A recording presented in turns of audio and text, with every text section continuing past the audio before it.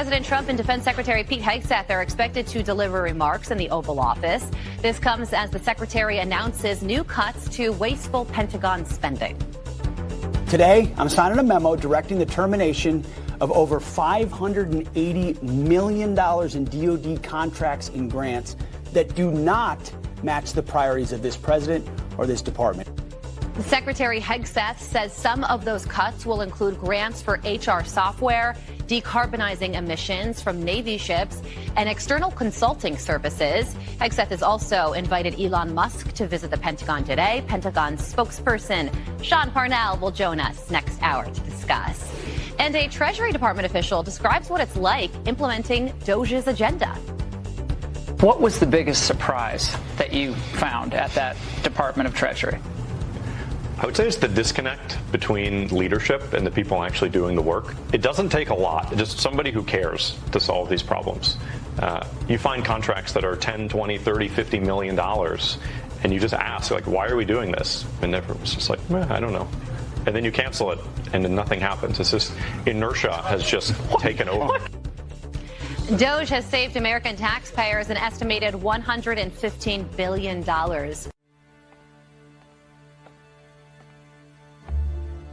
My God, I actually pity those poor bastards we're going up against. My God, I do. We're not going to just meme those globalists. We're going to meme them till they cry and use their tears to grease the treads of our takes.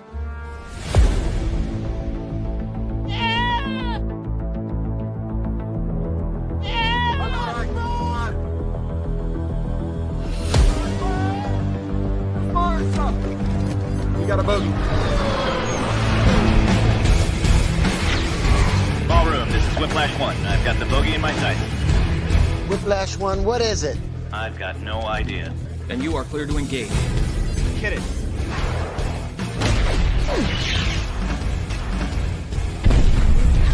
Bogey just went supersonic. I got a lock.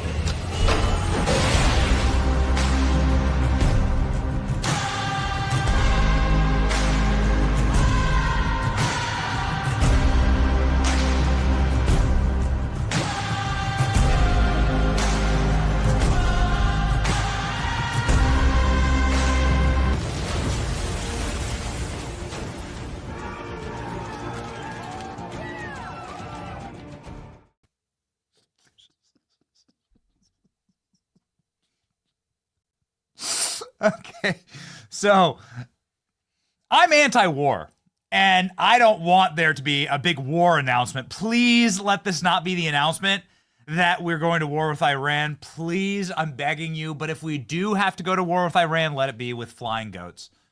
Let it be with goats on hang gliders. Let's just, if we got to do it, let it be the most entertaining possible option. That is Elon's razor, ladies and gentlemen. And Elon is very much taking a razor to our federal government. Today, Elon Musk and Pete Hegseth and Donald Trump will be live inside of the Oval Office. Now, you never know what you're going to get with these things. They haven't really given us a schedule. They haven't really given us a breakdown of what's going to happen. We just hear, bang, early this morning. Elon and Hegseth and Donald Trump live address from the Oval. That's big news. This is big time. It will be live during this show. And so we'll see what happens next. Yesterday, President Trump atomized the Department of Education. Donald Trump has had a very frictious relationship with his generals, called General Milley a fat ass, and Pete Hegseth put out new orders that the military has got to be in shape, got to be able to do a push-up. When last time Mark Milley could do a push-up, right? You ever seen this? White rage. Yeah. So that's what we're going to cover today live. We are locked in and ready to go. We thank you for joining us, and our greatest production team on the entire internet won't miss a freaking beat. Today is March 21st, Friday, 2025. Today is Friday, March 21st, 2025. I'm getting ahead of myself. Live from the Oval Office, President Trump will be with Secretary Pete Hegseth soon. Executive orders to destroy the Department of Education. We're going to dive into that, along with brand new revelations from the Kennedy documents I know this is the third show in a row, but we got a new document dump last night, and you're going to be shocked to learn that Tucker Carlson was right. WWE wrestler legend Kane will be joining the program. I'm very excited about it. To talk about Tim Walz. Fancy Pants, Glitter Man, Tim Walz has been flipping his wrist and jazz kicking his way all the way into threatening MAGA. He's threatening now MAGA, saying that he could kick all of our asses.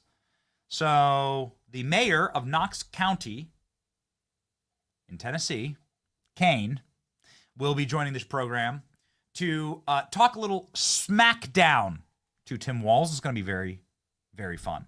Pollster Mark Mitchell will also be joining the show to tell us how Donald Trump is doing in this current environment.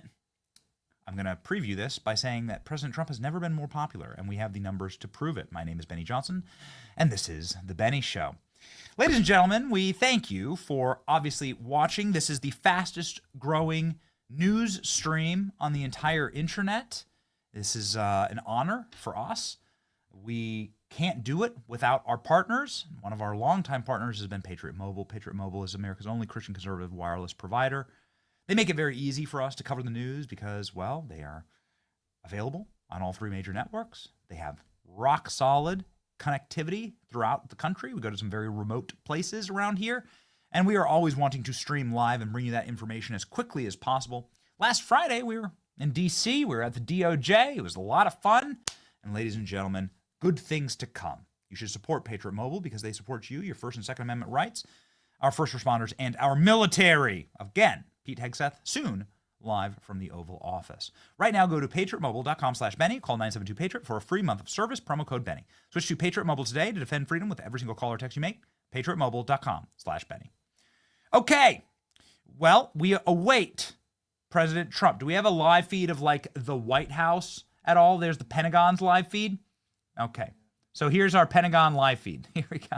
This event is temporarily delayed. All right. You know, sometimes it just pays to have guys like ALX, the great ALX. Like, Klein, can you put up that tweet that I sent this morning? It's just the photo, just the group photo. I want everybody to see the group photo that just makes it all possible here to do the show. This is Killer Klein and ALX and producer Danny. ALX saying this morning, yeah, there's just no way that they're going to be on time at 11. And, you know, don't second guess ALX. We call him ALX AI at the company. There's a little squad photo there. There's also some other exceptional members of the team. We're just deeply appreciative for you and the team and what we've been able to build here. Not possible without you, the chat. Shout out to the chat, and also the grace of God. And so for those two things, we are deeply, deeply thankful. It's been a fun morning already because there's a brand new viral clip going around. Ladies and gentlemen, we got a brand new FAFO clip. This is a very unhappy walrus in the New York subway system trying to attack a man with a MAGA hat. This is a video that you're going to love because it has just the happiest possible conclusion. So this angry left-wing walrus comes orking after this young man who's just wearing a red MAGA cap. And one of the happiest videos on the internet right now. Let's go. That's why he won. People like you. That's why he won. That is so unhappy. You know, why are they so unhappy? Bro, just like, go chill, bro. You're okay with that? He's a racist. I'm okay. How can I be racist, bro? He's fucking Loud noises. He's a racist. How can I be racist? No, he's not racist. Doesn't watch the news. You realize he wants to be Democrat. Highly educated. Oh, are you? Then why are you wearing that hat? Everything's going up for I don't know how long. The Democrats have been running New York since who knows how long. Okay, you're gonna love this. Here we go. Get ready. Alright, well, this is my stop. I hope you enjoy the hat. This is my stop. I hope you enjoy the hat. Watch this. Watch this.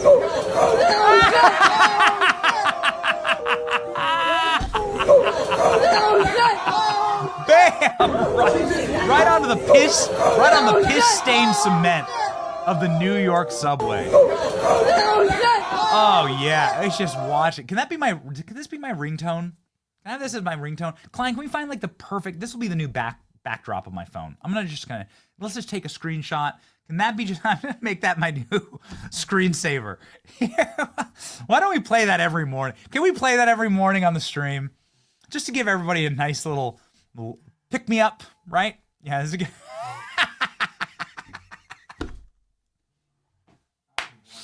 This is what we created Maha for, actually. Yeah. We send her to RFK. All right. Let's start running some wind sprints. Let's begin with being able to just lift your feet off the ground without falling directly on your face into a puddle of piss from some homeless guy that you wanted to be. They're probably a homeless criminal alien, ladies and gentlemen. Getting what you deserve. Well, got to tell you, what we deserve as a country is the truth. And there was another document dump from the JFK archives. Here's the archives where you can find them if you are at all interested. A lot of breaking news this morning. It's very fun to, oh yeah, make that a chat emoji. That's exactly right. You know what, chat? Here's what we're going to do. We're going to prove to you how much we love you. We're going to send our graphic design team live during the show to make this, there it is. We're going to turn this into a chat meme emoji. Okay? We're going to have the ability to chat this image. Just put this image in the chat. Jamie's on it, okay? The great Jamie. She's so talented. Graphic designer. She's been on the program. You love her. Her name's Jamie Mitchell. And she will make this into an emoji. She'll make this into an emoji that you can drop in the chat, okay? Why not? This is just perfect. What shall we call her, Killer Klein? What shall we call this? I like just Fafo, okay. The instant karma moment. Look, I mean, just, geez, you know, like, if you're gonna take that kind of an aggressive stance, it's funny. You better have, if you're so aggressive, if you're so filled with rage and hate and anger, and you're gonna actually physically lash out, you better be able to back it up. You better not be like a fat little gremlin who can't run. How much is it? What, she does like 7 steps and falls directly on her face. Whew, yeah. You better, okay, well now we got the entire meme maker wing of the company going in. All right, so Jerry's saying he's going to do some magic here, so we'll see what happens. We'll keep up with the FAFO for the Fatso in New York. All right, here we go, ladies and gentlemen. Speaking of truth for the American people and some entertainment, for sure, here are the newest document dumps for the JFK documents. Anna Polina Luna, friend of the program, saying, well, you know what? We got 13,000 new pages released, and what do we find in them? This document confirms that the CIA rejected the lone gun theory in the weeks after the JFK assassination. It's called the Donald Heath Memo. It's a little strange. Okay. Somebody clearly didn't get the memo at the CIA. But you can read here on this secret document dated 1977 about how impossible it would be from the CIA's perspective for the murderer to be a lone gunman.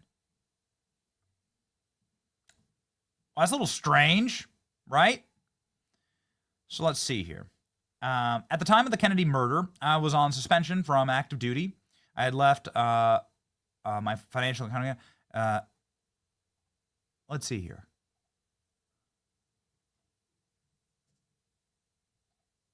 Talking about Cuban involvement potentially in the Kennedy murder. You never know what kind of stuff. You know, you never know what kind of stuff is just like put out there to also be a lie. How much of this is deception, where they're trying to send the public on a different path. This is all about Cuban agents and all about Cuban information and potential Cuban exiles that are angry about President Kennedy and how it went down with Cuba. So what was it exactly? Yeah, it was the Forever War Department. Kennedy was going to end the wars. This is what we're going to hear about from Pete Hegseth today. Please don't go to war. Please don't announce war with Iran, no matter what we do. But yeah, I mean, very interesting. Also, just so happened to confirm that there is a break-in at the Watergate and that they were setting up Nixon for a fall. Tucker Carlson, right again. Here we go. The 2025 release under the President John F. Kennedy Assassination Record Act of 1992. Just in the new JFK files is an entry into Watergate. Why is this significant? Buckle up, Tucker Carlson explains. Nixon met with then CIA Director Richard Helms at the White House. During the conversation he recorded, Nixon suggested he wants to know who shot John, meaning President John F. Kennedy. Nixon further implied that the CIA was directly involved in Kennedy's assassination, which we now know that it was. It really makes you think. Oh boy, here we go. For eyes only, the entry into the Democrat National Headquarters. It's incredible. This entire thing, all of the people who broke into the Watergate were connected to the CIA, some of them directly, some of them indirectly. The entire thing was an op in order to trap Nixon. And Nixon insisted on knowing who shot John in a recorded tape. We have the audio, but we'd like to play you a little bit of what Tucker said at the time because, well, we're massive Tucker fans, and we like proving Tucker right, even if it's from 18 months ago.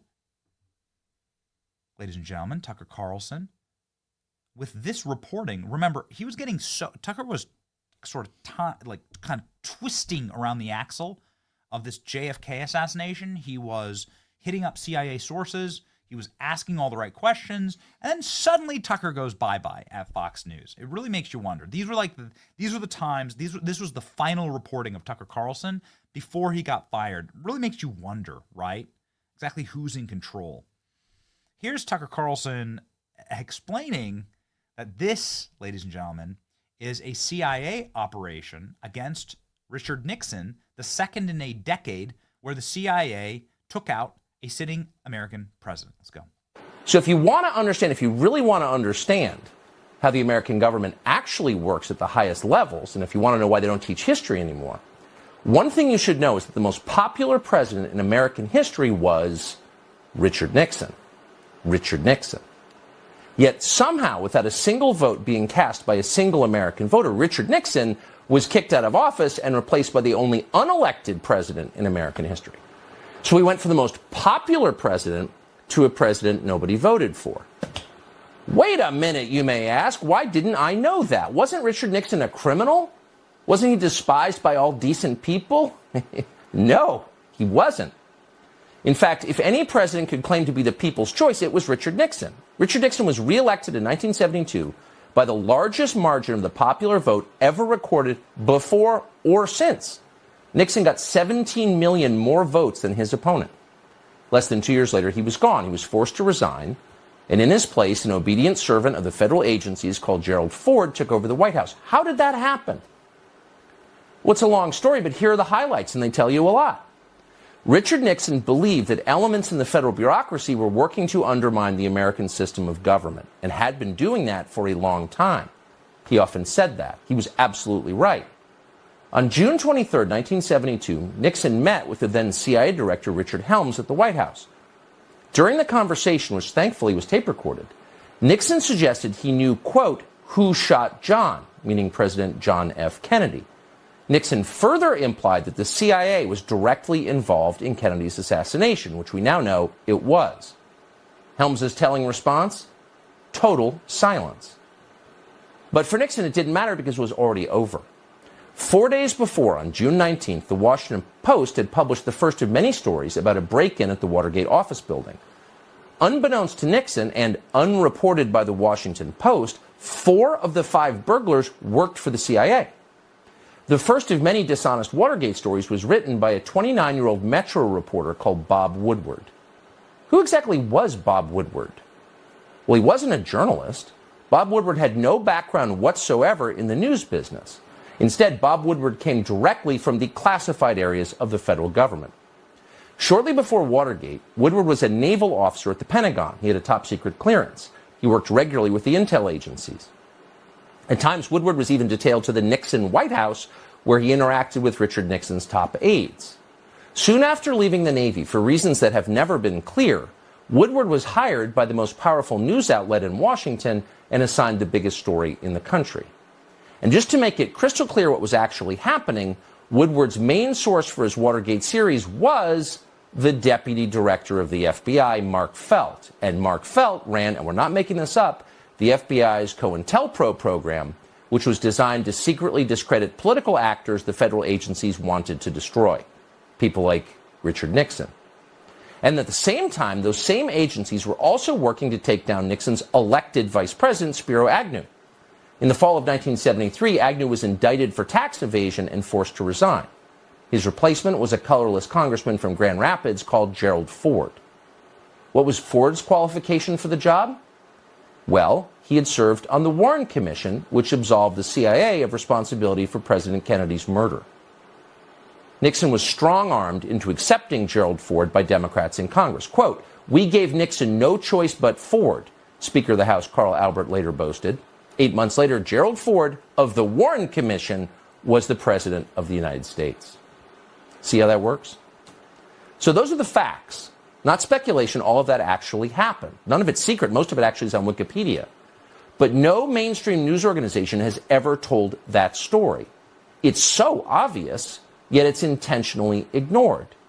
And as a result, permanent Washington remains in charge of our political system. Unelected lifers in the federal agencies make the biggest decisions in American government and crush anyone who tries to rein them in. And in the process, our democracy becomes a joke. It's a longer clip. It's a 3-minute clip. We hate doing that, meaning it's important for us to keep the show chop chop. But it's so crystallized perfectly there by Tucker. We just gotta let her go.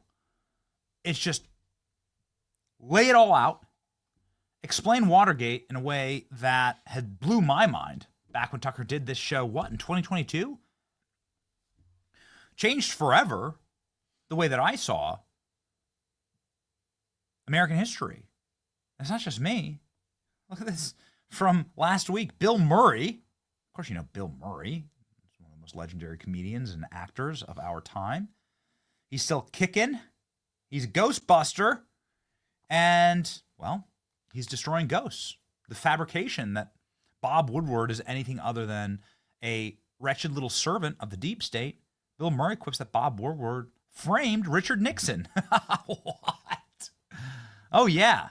Framed Richard Nixon with the help of the FBI and the CIA because he was asking about John F. Kennedy and the murder of John.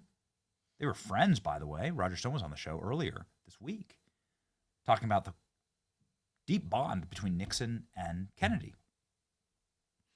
And so now we see here, inside of the Kennedy assassination documents, this backgrounder note on the break-in at Watergate. 5 men were arrested at the Watergate at 2 a.m. after having been discovered breaking into the Democrat National Convention headquarters. Nixon had already won re-election by a landslide. Why did they need to break into the DNC? The entire thing was an op. The whole thing was a setup. And we don't have enough time to get into it right now, but it's clear that Nixon was asking all of the wrong questions. It's amazing. This is exactly what President Trump is up against right now. And it is a military nexus that runs these operations. So we're very interested to hear what Pete Hegseth says from his seat at the Pentagon in what we assume to be just a moment, because now we have the holding screen here. We will begin shortly, is what the Pentagon screen says. So we look forward to hearing from Trump and Pete Hegseth inside of the White House right now. A lot of news out of the White House right now. Elon Musk to hunt down Pentagon leakers as Trump and Pete Hegseth reveal new Top Gun jet. Freaking awesome. Come on. Donald Trump, by the way, I don't know if we have this truth, but you got to get it for me, saying that the Tesla terrorists are going to be sent to El Salvador. Do we have that? Alex, grab me that. Come on! That's perfect! So the counterterrorism detention center, that famous prison in El Salvador where we're now sending criminal aliens, there are 3 people that we know of right now. I think there's more, but 3 people who are being charged with terrorism charges. And they're beautiful photos. Wow, I wonder what they all have in common. It really makes you wonder. Here they have been charged. They face 20 years, but they have a minimum of 5 years in federal prison. They have a mandatory minimums for these charges. So these they're effed, all right? President Trump saying this morning, why not send them down to El Salvador? I'm sure these 3 will get along beautifully inside of that prison with all the gang members with the teardrops tattooed on their faces. I look forward to watching the sick terrorist thugs get 20 years jail sentences for what they're doing to Elon Musk and Tesla.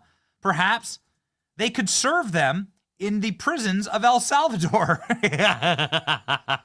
which has become recently famous for such lovely conditions. Come on, man. Oh, that's beautiful. Give me some of the fun footage of those prisons. There've been quite a bit. There's been quite a bit published recently. Anyway, leaking is a big no-no. Apparently, individuals at the Pentagon, which is just an absolute rat's nest, have been leaking about what's going on. Elon Musk walking into the Pentagon early this morning. Elon Musk promised to hunt down the leakers at the Pentagon that allegedly leaked false news about why he was there. Billionaire Doge head Elon Musk says he's going to find the Defense Department leakers. It comes as President Donald Trump vehemently denied a New York Times report citing sources that claim First Buddy Elon Musk was going to the Pentagon Friday for a briefing from Secretary of Defense Pete Hegseth on preparations of war with China. We're going to do this again. We're really going to do this again. You know, I can get an unnamed source to tell me anything I want. I can get an unnamed source right now to tell me that Jill Biden actually plays Joe Biden as a human sock puppy. That there's a Joe Biden skin suit that Jill Biden puts on. Here we go. Whoa, hold on. Here we go. Live from the White House. President Trump and Pete Hegseth live. This is live. Let's go. We're going to educate the children in their states where they can get a proper education. The numbers are horrible the way it is, and we're going to make a move that's very big. I don't think it's even risky a little bit. I think it's going to be amazing. Should have been done years ago. They've been talking about doing it for many years, but nobody ever got it off. But we did. And there was great excitement and great acceptance of it by almost everybody, including a lot of Democrats, actually.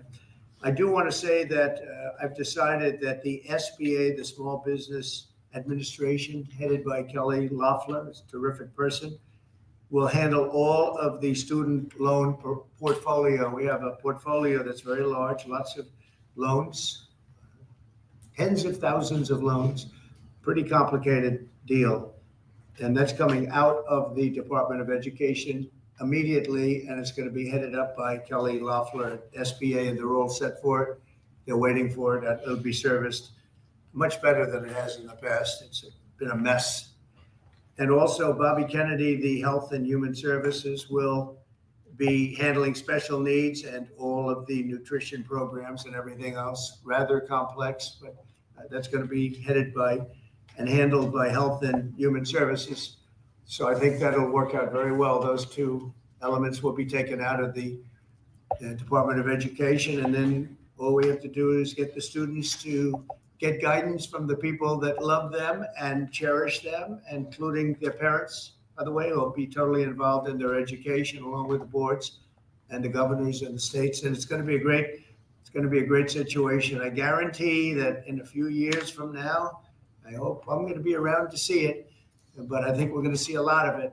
I think that you're going to have tremendous results. You're going to have results like Norway, Sweden, Denmark, a lot of the countries that do so well. I think you're going to have a lot of those results. If you look at Iowa and Indiana and Idaho, so many places that run so well, Florida, Texas, big ones, you're going to have great education, much better than it is now at half the cost. And we're not even doing it as a cost item, although you will save probably half, maybe more than that. And you're not going to be at the bottom of the list. You're going to be much higher. And maybe you'll be, I will guarantee some of the states will be at the top of the list. They'll be comparable or better than these number 1, 2, 3, 4, 5 countries, the countries that are in the top 5 positions. So that's, to me, it's very exciting, and it's been received very well. So I just wanted to tell you about the student loans and special needs. But we're here for a reason today that is very exciting, and I'm thrilled to announce that at my direction, the United States Air Force is moving forward with the world's first 6th generation fighter jet, number 6th generation. Nothing in the world comes even close to it, and it'll be known as the F-47. The generals picked a title, and it's a beautiful number, F-47. It's something the likes of which nobody has seen before in terms of all of the attributes of a fighter jet. There's never been anything even close to it, from speed to maneuverability to what it can have to payload. And this has been in the works for a long period of time. After a rigorous and thorough competition between some of America's top aerospace companies, the Air Force is going to be awarding the contract for the next generation air dominance platform to Boeing. As you know, was highly competed for. There was a lot of competition, generals, and it's been going on for a long time. Very, very tough competition, but this plane is produced numbers that nobody's ever seen before. The F-47 will be the most advanced, most capable, most lethal aircraft ever built. An experimental version of the plane has secretly been flying for almost 5 years, and we're confident that it massively overpowers the capabilities of any other nation. There's no other nation. We know every other plane. I've seen every one of them, and it's not even close. This is a next level. You know, level 5 is good. This is level 6, they say. The F-47 is equipped with state-of-the-art stealth technology. It's virtually unseeable and unprecedented power. It's got the most power of any jet of its kind ever made. Maneuverability, likewise, is there's never been anything like it, despite the power and speed. Its speed is top. It's over 2, which is something that you don't hear very often. America's enemies will never see it coming. Hopefully we won't have to use it for that purpose, but you have to have it. And if it ever happens, they won't know what the hell hit them. A new fleet of these magnificent planes will be built in the air during my administration for the next couple of years. It's ready to go. They've already built much of what has to be built in terms of production, including the sheds. Will ensure that the USA continues to dominate the skies. We've given an order for a lot. We can't tell you the price because it would give way to some of the technology and some of the size of the plane, good sized plane. This contract also represents a historic investment in our defense industrial base, helping to keep America at the cutting edge of aerospace and technology. Our allies are calling constantly. They want to buy them also, and certain allies will be selling them, perhaps toned down versions. We like to tone them down about 10%, which probably makes sense because someday maybe they're not our allies, right? But I would like to ask Secretary Hegseth, who's doing a fantastic job. He's really been very inspiring in so many ways. And I must say that before he speaks, we have had record people wanting to join our military in the last 2.5 months, literally since this, I think probably since the election, November 5th, but especially since we came to office and since I announced Pete. He's young, he's smart, he's strong, he loves it, and they love him. But we've had record numbers of people wanting to join our military. Now, if you go back 6 months, it was the exact opposite. You had record numbers of people not wanting to join the military. Now you have record numbers of people wanting to be in our military. And that's a great honor. That shows you we're really on the right track. So Pete, maybe say a few words. Sure. Well, Mr. President, this is a big day. This is a big day for our warfighters. This is a big day for our country, a big day in the world. The name of this program is the Next Generation of Air Dominance. And Mr. President, because of your leadership, your clarity, America is going to have generations in the future of air dominance because of this 6th generation fighter. We've had the F-15, we had the F-16, the F-18, the F-22, the F-35. Now we have the F-47, which sends a very direct, clear message to our allies that we're not going anywhere, and to our enemies that we will be able to project power around the globe unimpeded for generations to come. Mr. President, this is a gift to my kids and your kids, to my grandkids and your grandkids. This is a historic investment in the American military, in the American industrial base, in American industry that will help revive the warrior ethos inside our military, which we're doing, rebuild our military, which the previous administration did not do, by the way, Mr. President. They paused this program and were prepared to potentially scrap it. We know this is cheaper, longer range, and more stealthy. President Trump said we're reviving it and we're doing it. And then we are also going to reestablish deterrence. Under the previous administration, we looked like fools. Not anymore. President Trump has reestablished American leadership. The F-47 is part of it. And Mr. President, thank you for having the courage to do it and leading the way for all our warfighters. Thank you very much, Pete. One of the things I will say, but the generals are going to speak in just a couple of seconds, but this plane flies with drones. It flies with many, many drones, as many as you want. And it's a technology that's new, but it doesn't fly by itself. It flies with many drones, as many as we want. And that's something that no other plane can do. So I'd like to introduce, if I might, Air Force Chief of Staff, General David Alvin, and also General Dale White, two incredible people that I've known over the years, but I got to know them really well over the last few months. And would you say a few words, please, General? Thank you very much, Mr. President. Mr. President, Mr. Secretary, thank you so much for your unwavering commitment to our military. I will say that this is a big day. This is a big day for our United States Air Force as well. You know, air dominance is not a birthright, but it's become synonymous with American air power. But air dominance needs to be earned every single day. And since the earliest days of aerial warfare, brave American airmen have jumped into their machines, taken to the air, and they've cleared the skies. And whether that be clearing the skies so we can rain down destruction on our enemies from above, or we can clear the path to the ground forces below, that's been our commitment to the fight. And that's really been our promise to America. And with this F-47 as the crown jewel in the Next Generation Air Dominance family of systems, we're going to be able to keep that promise well into the future.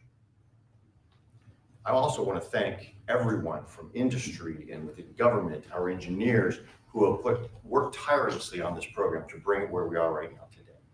This shows that American talent, American skill, and American determination are second to none, because this platform is second to none.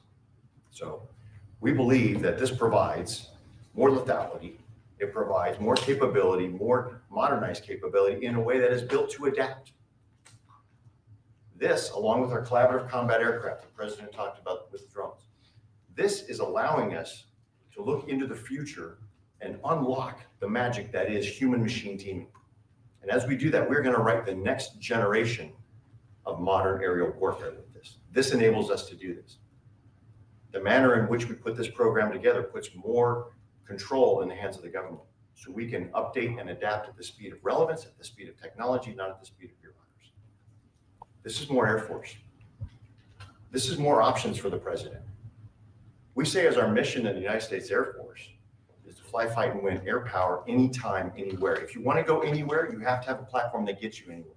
This provides the President options from the very one end, which is a quick response, and then we can get right back into fighting stance without having to deploy troops that are going to take maybe months and cost more lives. We can be back in fighting stance, and maybe we restore that deterrence, all the way to decisive victory as part of a joint force that is the most lethal and capable military ever in history. That's what we provide now, and this allows us to provide it into the future. It's more deterrence, more capability. It's what peace through strength looks like in the future, Mr. President. And so we're very proud of that. And all we can say is, on behalf of the United States Air Force, let's deliver. Thank you very much. Thank you, General. Would you like to say something? No, sir, I'll just double check what the chief said. He knows what to do. He knows who the boss is. Look at That's that. exactly right. Your security is what it's all about, and this is what we'll do. That's great. Thank you very much. Great job. We've worked together long and hard on this, and this was a big secret. In fact, we don't show too much of the plane for that reason. See what we show? You see how beautiful that is, but that's just a very small part of it. Sure. I wasn't surprised. I was wondering how much are you going to show if they came in with that. You see a wheel in the front? That's about it. Any questions? Mr. President Trump, Peter? 80,000 pages of documents is a lot to sift through. Yeah. Can you just tell us who killed Kennedy? Well, I was given the task of releasing that because many presidents have gone through it and they haven't released. And I said, release. We even released Social Security numbers. I didn't want anything deleted. They said, so what about Social Security? People long gone, but they're long gone, so I can't imagine. But I said, if you don't delete it, if you do delete it, we have people are going to say, why did you delete it? There's something in there. So we gave Social Security, we gave everything. And the rest is for you to look at, Peter. You're going to see whether or not you see anything. But we've given it. We're doing it with Dr. Martin Luther King, too. They're preparing all of that. They're going to release everything. And whoever else they want. I mean, we have nothing. We really have nothing to hide. We shouldn't have. When a lot of time goes by. But with the Kennedy files, in particular, they were going crazy on them. I don't think there's anything that's earth-shattering, but you'll have to make that determination. In those, it's 80,000. It's actually 88,000, and we have some additional things, as you know, come out today.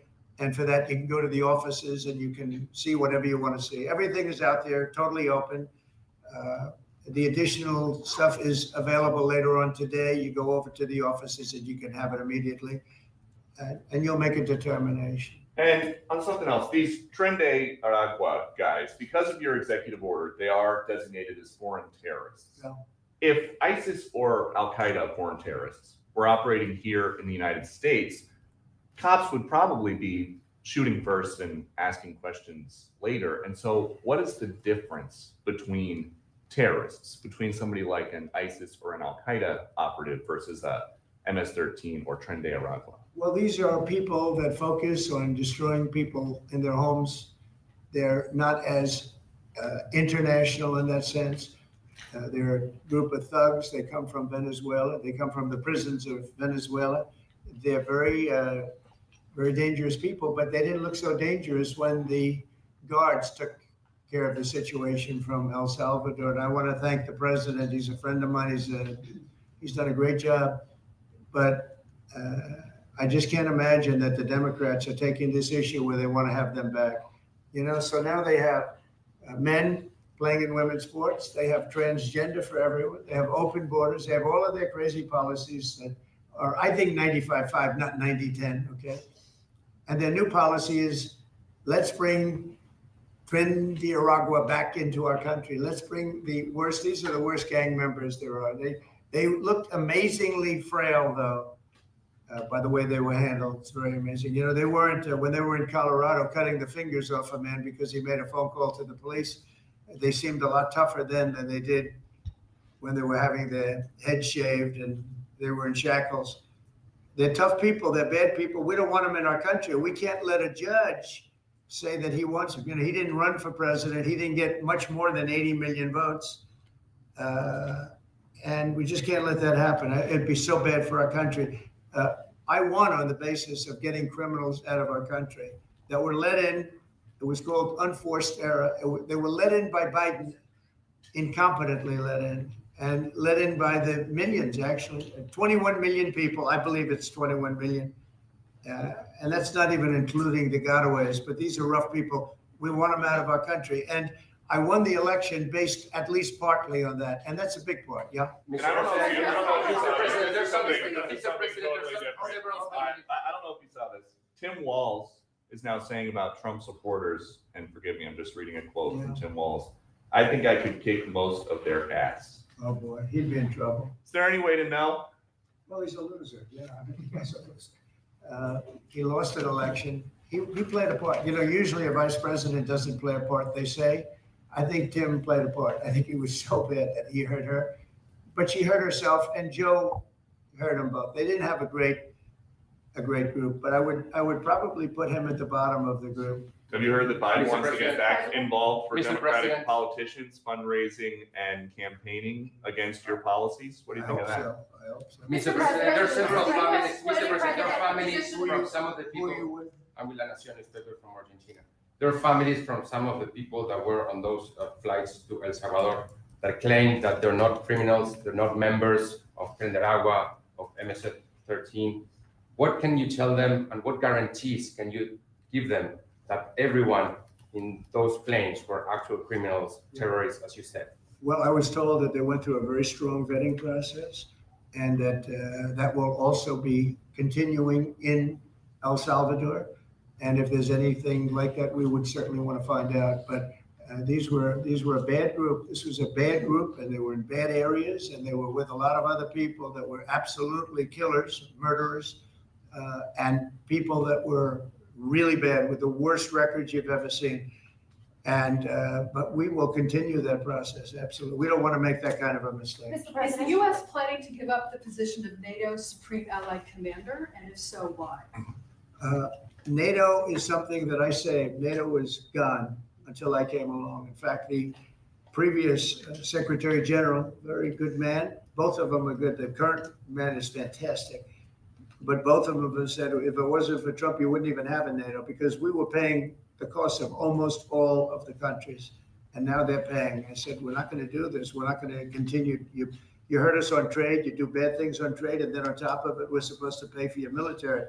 And because of what I did, hundreds of billions of dollars flowed into NATO by countries that just weren't paying. They were delinquent. They weren't paying their bills. So NATO is solid. They're strong, but they have to treat us fairly. Are we going to give up the? Because look, without us, NATO is not the same. And I can tell you, I've been having very good discussions, as you know, with President Zelensky and with President Putin. And President Putin will tell you that without the United States, he wouldn't be worried. But he is worried when the United States is involved. And I have to tell you, I've dealt very well with both gentlemen, and we have, I think we have the confines of a deal. I hope we have the confines of a deal. I'm doing it for two reasons. Number one, and by far most importantly, thousands of young people, and they're not American people, they're Russian and they're Ukrainian, are being killed every week, thousands a week. And also the United States has paid, because of Biden, $350 billion on a war that should have never happened. If we had a competent president in this, sitting right here, that war would have never happened. It would have absolutely never happened with me. And it didn't happen. For 4 years, it didn't happen. Mr. President, do you think you have the authority, the power to round up people, deport them, and then you're under no obligation to a court to show the evidence against them? Well, that's what the law says. And that's what our country needs, because we were, unfortunately, they allowed millions of people to come into our country, totally unvetted, totally unchecked. So you ought to ask, did he have the authority to allow millions of people? Did Biden have the authority to do something that's unthinkable? Have open borders where millions of people poured into our country, totally unvetted and totally unchecked, just as you would say. And many of those people were criminals. Many of them were from jails and prisons and mental institutions and gang members and drug dealers and very dangerous people. Many were murderers. We have 11,088 that we know of murderers they murdered. Of that number, at least half killed more than one person. They're in our country. They're in a location near you. Biden allowed that to happen to our country. And his people that really ran the country.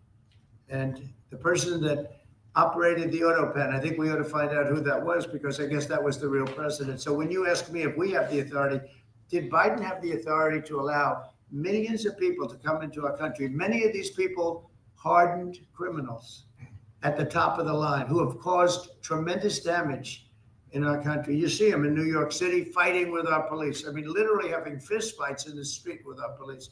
These are tough, hard criminals. Many of them came out of jails, and not just South America, from all over the world. They came out of from Africa, from the Congo. They came out from Asia, not just South America, but many from South America. These are hard, tough criminals, and we have to get them out. And a judge sitting behind a bench someplace got a nice appointment. You can't take that away from the people that are responsible. Now, in this case, Marco Rubio has a lot of big decisions to make, and he's a fantastic person, a great man. I think he'll be our best. I think he has a chance to be our best Secretary of State. He's been doing incredibly. He works so hard. He's gone to so many different countries already, and he's got the authority to get bad people out of our country. And you can't stop that with a judge sitting behind a bench that has no idea what goes on, who happens to be a radical left lunatic. Do you think the judiciary? You guys are denying this New York Times report that Elon Musk was going to be shown a 20 to 30 page presentation about a theoretical war plan against China. Why not just show it to Elon? Because I don't want to show it to anybody. You know, you're talking about a potential war with China. Now, I deal with these people all the time, and I'm dealing with Pete. I'm dealing with these gentlemen on numerous different airplane purchases, and I think they're all going to be great. But I don't want other people anybody seeing potential war with China. We don't want to have a potential war with China, but I can tell you if we did, we're very well equipped to handle it. But I don't want to show that to anybody. But certainly you wouldn't show it to a businessman who is helping us so much. He's a great patriot. He's paying a big price for helping us cut costs, and he's doing a great job. He's finding tremendous waste, fraud, and abuse. But I certainly wouldn't want, Elon has businesses in China, and he would be susceptible perhaps to that. But it was such a fake story. The New York Times is just as fake as CNN and MSDNC. And anybody read that story, people laughed at that story. Who would do such a thing? And the first thing I did is I called Susie and I called Pete. I said, is there any truth to that? And they said, it's ridiculous. No, he's over there to talk about costs. You might want to address that, Pete. But Elon was over there today to address costs. Doge, thing called Doge, which you've heard about. Pete? That's exactly right, Mr. President. You pointed out it was a fake story. We pointed out it was meant to sort of undermine whatever relationship the Pentagon has with Elon Musk. Elon Musk is a patriot. Elon Musk is an innovator. Elon Musk provides a lot of capabilities our government and our military rely on, and I'm grateful for that. We welcomed him today to the Pentagon to talk about Doge, to talk about efficiencies, to talk about innovations. It was a great informal conversation. The rest of that reporting was fake. There was no war plans. There was no Chinese war plans. There was no secret plans.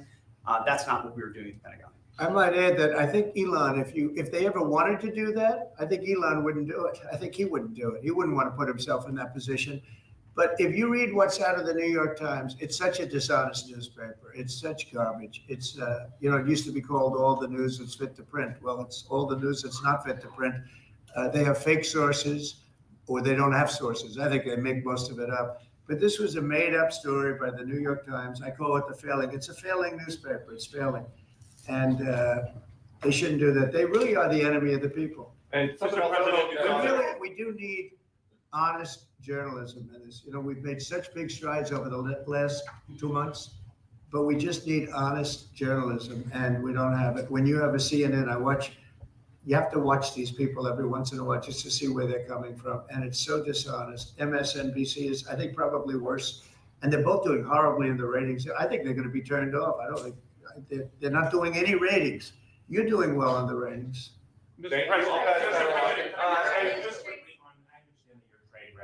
Is meeting their Chinese counterparts next week. Yes. Is there anything that they can do to stop April 2nd or to roll back the tariffs that you put on China already? Well, we can talk, but basically, I call April 2nd. I would have made it April 1st, but I didn't want to be April Fool's Day because then nobody would believe what I said, and they do believe me. April 2nd is going to be Liberation Day for America. We've been ripped off by every country in the world, friend and foe. We've been ripped off on trade. We've been ripped off on military. We protect people and they don't do anything for us. It's just so unfair for years and years. And now some of that money is going to be coming back to us in the form of tariffs. tens of billions. It's going to be numbers like nobody's ever seen. So NVIDIA announced today, you saw that, hundreds of billions of dollars of investment. The biggest chip maker in the world announced hundreds of billions of dollars of investment, hundreds of billions, not millions, but billions. They're all coming here. Apple just announced $500 billion worth. They're going to build plants here. You know, they built their plants in China. They're going to build them here. And they're starting immediately. We have investment, the likes of which this country has never seen, already announced. And they all want to have news conferences. I don't have enough time to have that many news conferences, but I would say so far at least $4 trillion. $4 trillion is coming in. Car companies, very importantly, a lot of the car companies that were going to build in Mexico or Canada are now building here, because I don't want cars from Canada. I don't want cars from Mexico. They want to do it, it's fine, but I want the car companies to build here, not, you know, they were building in Mexico 3 plants, big plants, really big plants, and they were going to sell the cars right across the border. We wouldn't have the jobs, we wouldn't have the profits, we wouldn't get the taxes, we get nothing. All we get is unemployment and empty factories. Those days are over. So now those 3 places are going to build here, but many more than that. We have a big one. Honda is building, just announced a really big plant in Indiana, great state, smart place to build. And we have many car companies coming here. The steel mills are going to be booming, And many other things come with that.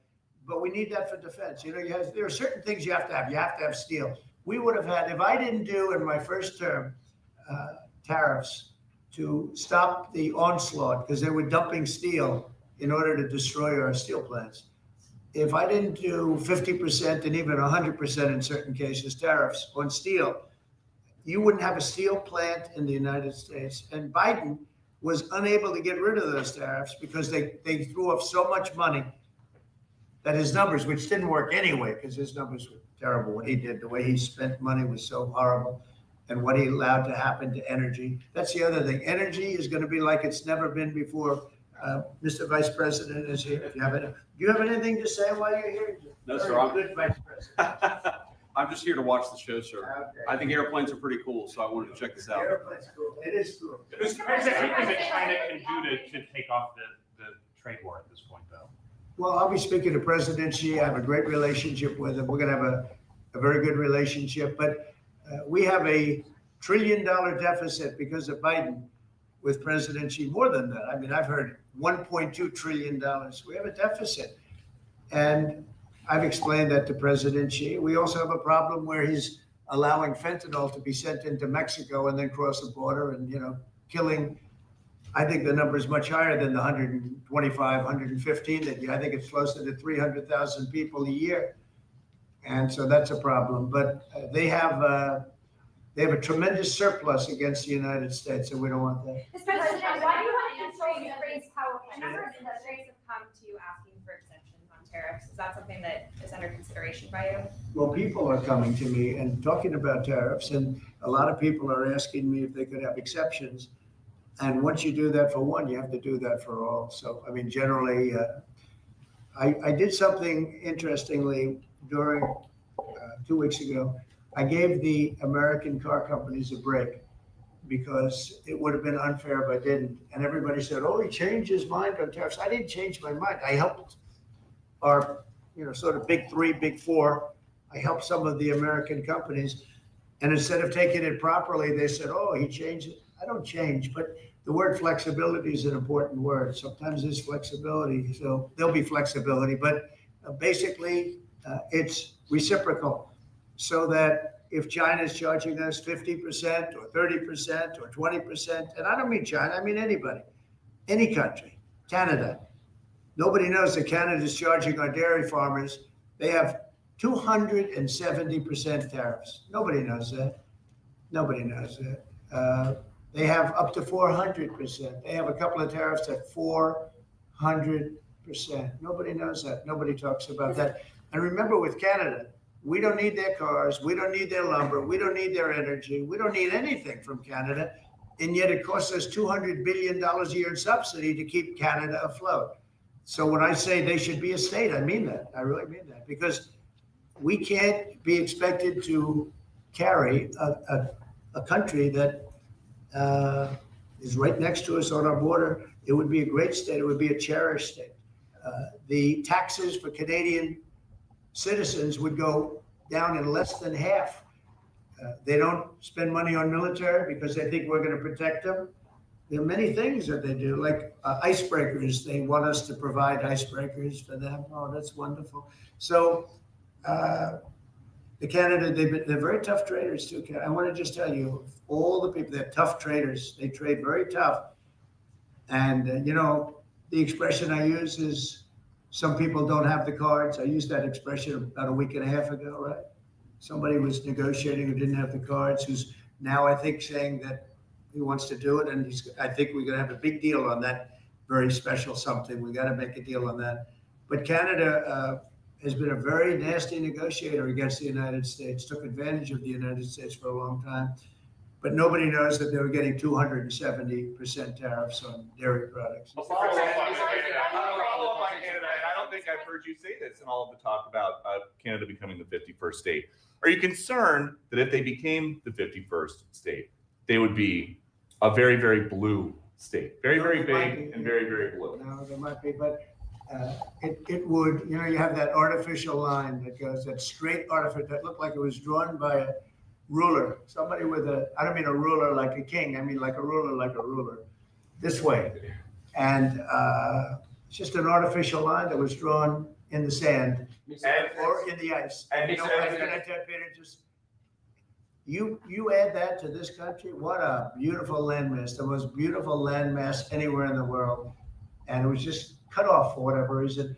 It would be great. Now, is it liberal? Maybe, but you know, a conservative until I got involved, because I don't care who wins up there. I frankly probably would do better with the liberal than the conservative, if you want to know the truth. But just a little while ago, before I got involved and totally changed the election, which I don't care about, probably it's to our advantage actually, but the conservative was leading against, I call him Governor Trudeau, the conservative was leading by 35 points. So, you know, so I don't know about that.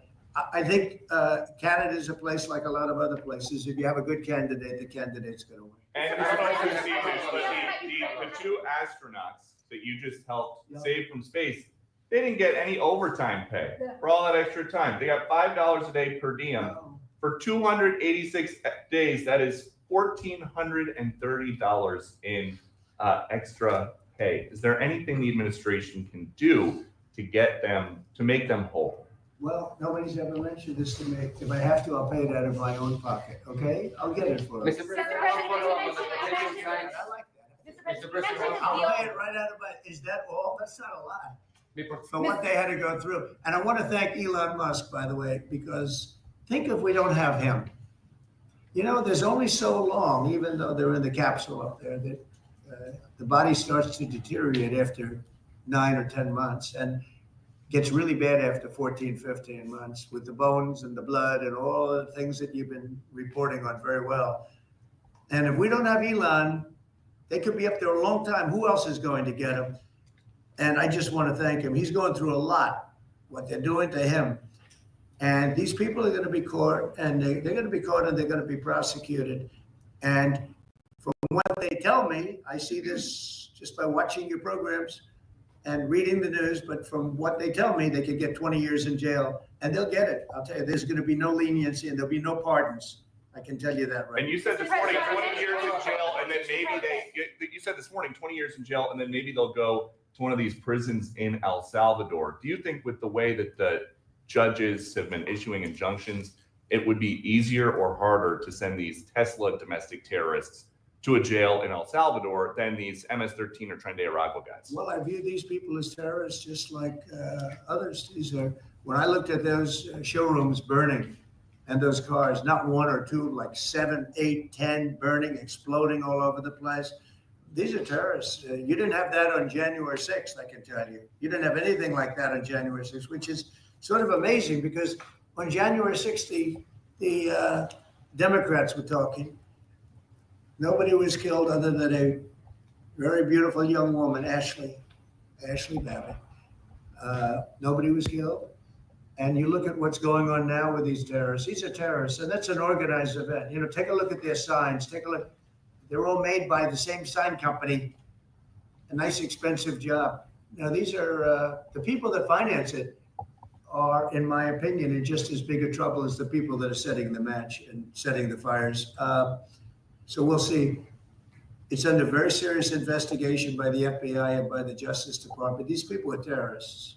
Mr. President, you mentioned a deal with Ukraine.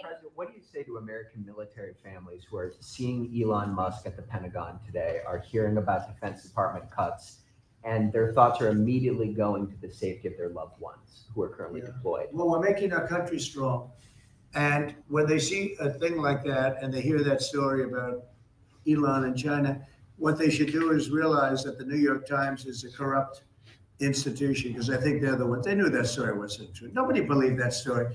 People that, when I first called, they laughed when they heard this story. Nobody believed it, that the Pentagon was giving him a briefing on what war with China would look like, and he has business in. No, they made that up because it's a good story to make up. They're very dishonest people. I have it with the Times, and you'll see more and more of it. To me, it's a very dishonest organization. But a story like that is made up. It's total fiction.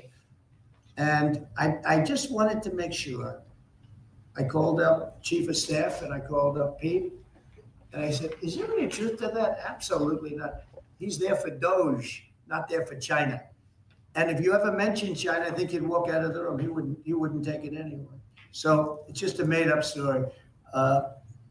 Nobody's taking better care of the military. One of the things that I know that Pete's doing is he's talking about a lot of the civilian staff, and we're going to get them other jobs. You know, we're going to have a lot of jobs in this country, but we don't want to have wasteful jobs. We want to have meaningful jobs. And those were wasteful jobs. Those are jobs that not only military, but jobs where people don't show up. You take a look at Department of Education. I've never seen so many buildings with the names on it. You go past one after another Department of Education, and they're empty. The people don't show up. You know why? Because they have other jobs, because they're playing golf, or they're playing something, they're doing something. And we have a lot of great people, but we have to move that back to the States. We're going to make our country strong, and we're going to get people much better jobs, because we have companies moving into our country, the likes of which we've never seen before. Nothing like this has happened. And it's automatic. They don't want to pay the tariffs. How do you avoid paying the tariffs? You build your plant in the United States, and it's a beautiful thing to see. I see it. So far, I would say $4 trillion. Nobody's ever heard of them. No country's ever heard of numbers like that. $4 trillion, and those are the best ones. The biggest, best chip maker in the world. I'm not a fan of the CHIP Act, where you give billions of dollars away to companies that don't need it, and it won't bring them here. I'm giving nothing away. All they're doing is coming here. They're building because they want to avoid. Remember this on the tariffs too, because that's going to be, Liberation Day, April 2nd. It's reciprocal. If they charge us, we charge them. So somebody say, well, how much are the tariffs? Very fair. If India, as an example, has been very bad to us on tariffs, they charge 100%, 200%, whatever they charge. Now, Europe just announced they're lowering the tariffs on cars. We charge like a joke, 2.5%. That's what this country charges. Europe just announced that they're reducing their tariffs on cars to 2.5%. It's nice. But they also have non-monetary tariffs where they make it impossible for the cars to get in, even without the dollars on them and the dollar signs.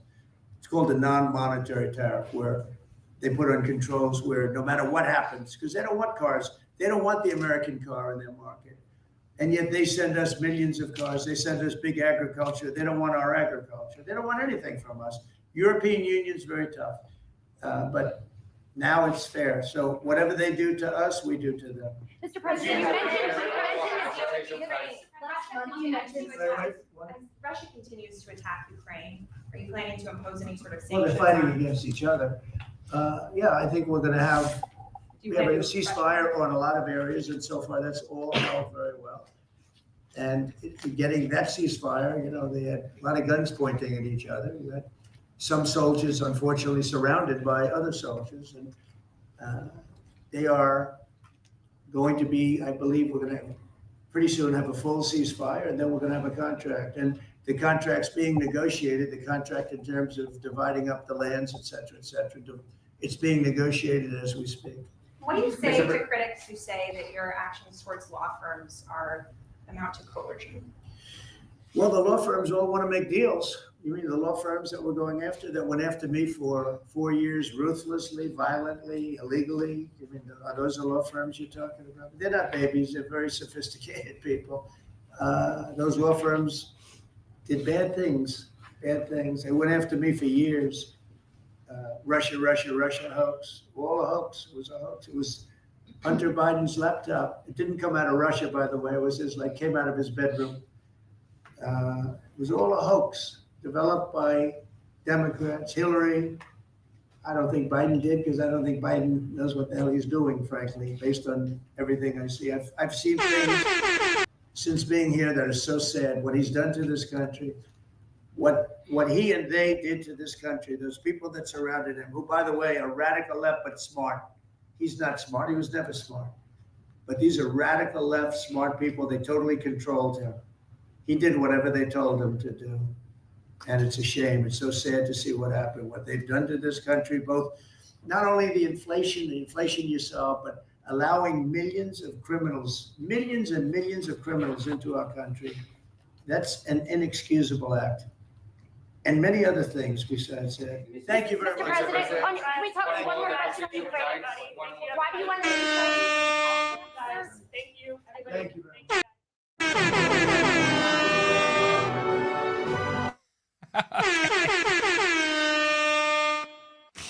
We're gonna start. Okay. All right. We can stop now. Okay. So we've tried our hardest to incorporate sound effects into the stream.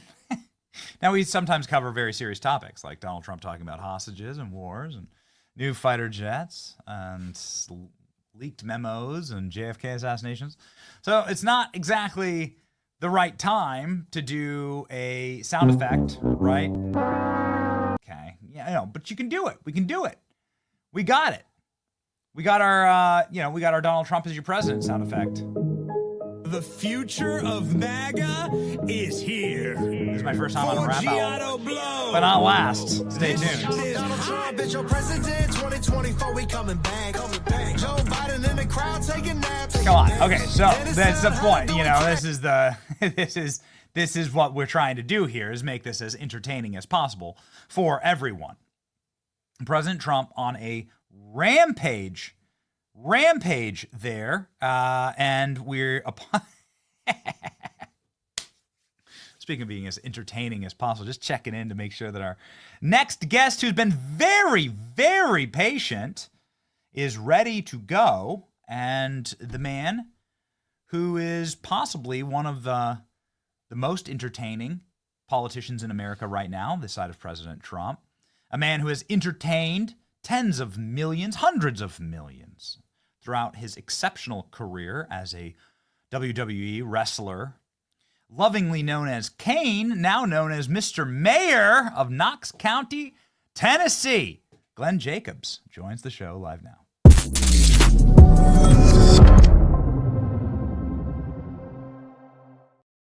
Mr. Mayor, I just want to start off by saying welcome to the program, and this is pretty kick-ass. Thank you for being so patient with us and President Trump. Here's the new fighter that was just revealed by the White House. I mean, it looks awesome, and I think as a man's man, you love these press conferences because, well, every boy grows up wanting to fly in one of these, right?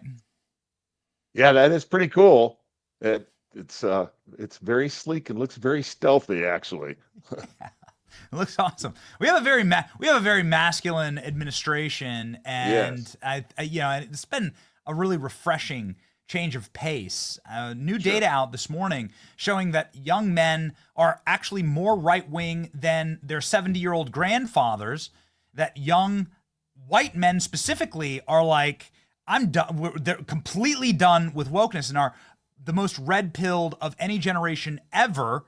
The Republican Party has a total and complete monopoly on masculinity. How did that happen, Mr. Mayor? It's a pendulum swing. The Democrats for many years now have concentrated on promoting a narrative of effeminate men and very weak women, and that's just been rejected. Ultimately, it doesn't work. I mean, you get someone like Donald Trump in the White House, and you realize he's doing all this stuff. I mean, that guy is literally kicking butt right now with everything that he's doing. It's been amazing, and people see that and they realize, where's this been the past 4 years? Unfortunately, you had someone in the White House, sadly, we haven't heard anything about Joe Biden since he left office, which is pretty amazing to me, because normally the president stays in the public's eye, but unfortunately, he was suffering from severe cognitive decline while he was there, and it was just terrible, weak leadership. And then literally this term toxic masculinity and just attacking men, and really at the same time also attacking strong women, because what the Democrats want is they want weak people who are dependent on the government, who will do anything that they say. And that is completely contrary to what Americans are and what we should be, frankly.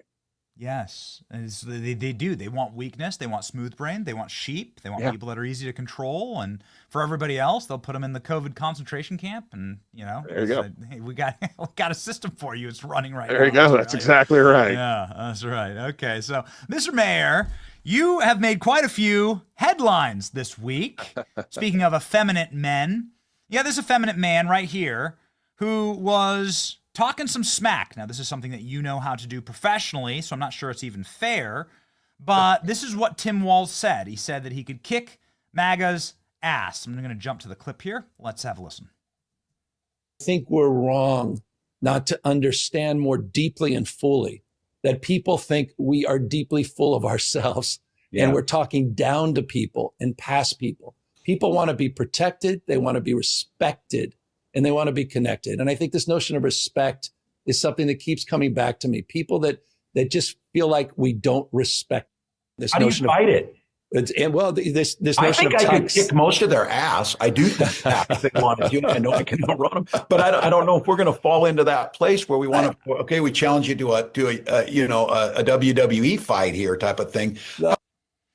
So, do you think that Tim Walz could kick most of your ass? No, I don't. And I think one of the most interesting parts of that interview is Gavin Newsom's reaction. You can immediately tell he's like, that nervous laugh is like, oh my gosh, what did he just say? And of course, now we've seen what's happened. It's just gone all over the place. But that was, first of all, it's completely inappropriate. Could you imagine if Donald Trump had said something like that, or if I'd said something like that? I would be excoriating for threatening people. But it's funny when Tim Walz does it, right? But it also shows that, again, I think this memo went out among the Democrats that, hey, guys, we have to act tough now. But they don't know how to act tough because they're not tough people. And I don't mean like tough guy. I just mean, I think about my dad who grew up in the Great Depression. And he was not a bully or anything like that, but he's a masculine guy. That's what he had to do to survive. I even think about my mom, same thing, grew up in the Great Depression. She is a rock. She's a very stoic person. So it's completely different than these guys who feel that they have to, the way you act tough is you literally threaten people. And that's not being tough. That's just being juvenile. So I wanted to play you some of Tim Walz's greatest moves here. These are really something special. Maybe you could break them down for us, Mr. Mayor. So this is, I'm not sure what you'd call this. The flamboyant jazz hands, the too high of an estrogen level for any man to ever live with. Happy fingers. Yes, happy fingers. Happy fingers. These are very threatening moves. You know, you can really see these in the ring. And I am intimidated. Yes, that's right. I mean, consider the distraction of the jazz hands. Exactly. It's quite a tactic here. So this, and then definitely the. I mean, he can get a real ballet kick in there too. Yeah, Mayor. I mean, his legs go right above his head. Yeah, he's a showman. Oh, he's going to tear something. He's a showman. I'll give you that. But I don't know how much of a combat arts practitioner he necessarily is. But He certainly can put on a good show for the crowd. I think in this case, though, he might have written a check. His mouth might have written a check that his body can't cash. So you want to write a check to charity and fight him. Here we go. Yes. Yeah. Yes. So Well, you put your money where your mouth is, as you've done your entire career. Yep. And you've posted right here on social media, hey, man, we're going to raise tens of thousands, maybe hundreds of thousands of dollars for this fight. I'll gladly pledge money to charity for this. We'll add another 10 grand. How about that? There you go. Okay. There you go. So we'll put we're at more. over $50,000 in pledges at this point. Great. So let's make it happen, right? Yeah. You versus Tim Walz. You're serious about this, Mr. Mayor? Yeah, no, I am serious about this because, as you just said, you're going to pledge money. I've pledged money so far on Twitter. These are legitimate sources on Twitter that have pledged up to $50,000. And we also have a potential corporate title sponsor. So this could raise a lot of money for charity. We'll split the gate 50-50 between our chosen charities. So his charity gets half, my charity gets half, and it's all for a good cause. And look, I mean, seriously, no one's going to get hurt. I promise you that. I've my entire career in wrestling, I was very good at taking care of people. But nevertheless, man, if you want to get in the ring with me, there we do. There it is. And let's just do it for charity. Let's do it for good cause. So we're not in the business of helping out Tim Walz, and we do think he's a complete asshat, but we have decided, our graphic designers have decided to go and assist Tim Walz today. And I hope you don't judge us. And we're certainly not trying to give aid to the enemy, but we've come up with outfits that he could wear. We've come up with, we're going to start with this. So we're going to come up with what he could wear in the ring, and to really make himself stand out. Right? Got something, something else. What do you call that one, Benny? Well, we call I mean, you just got to call this the Tampon Tim, right? You just got Tampon Tinkerbell Tim. Is this Tinkerbell? I like that. Yeah. This is the Tampon Trans Tinkerbell Tim. So the TTTTT, and then we'll go. And that's probably his taunt. He'll go TTTTT, and he'll do the jazz. You better be careful. WWE may be hiring you as a writer because you're being pretty creative, man. This is called the bedazzler. This is called Kamala with a box of wine and a bedazzler. Love it. And you got to be careful on this one, right? Could get some some sparkles in your eyes. Yep. And I love how in the background the marquee says Elon Musk is weird. That's a great touch. Okay, good. Let's do one more. Yeah, here we go. Let's do one more. We can do the Madame Butterfly. There we go. Oh yeah, I think that's the winner actually. Okay. And seriously, Batman needed Joku, Superman needed Lex Luger, or Lex Luthor. Lex Luger's actually a great wrestler. Ali needed Frazier needed Foreman. So yeah, I mean, Jacobs needs Tinkerbell Tim. Tinkerbell Trans Tampon Tim, you see, and that's going to be pretty terrifying in the ring. When you get those jazz hands and that glitter, it's going to be distracting. Would be the crowd's going to go wild. What would be your move, Kane? What's the move on? Please put Tinkerbell Tampon Tim back up. What's the move? How do you defeat this? Unfortunately, what might happen is I might start laughing so hard that I fall down and he just pins me and wins by default. It's kind of the most non-physical wrestling match in the history of professional wrestling.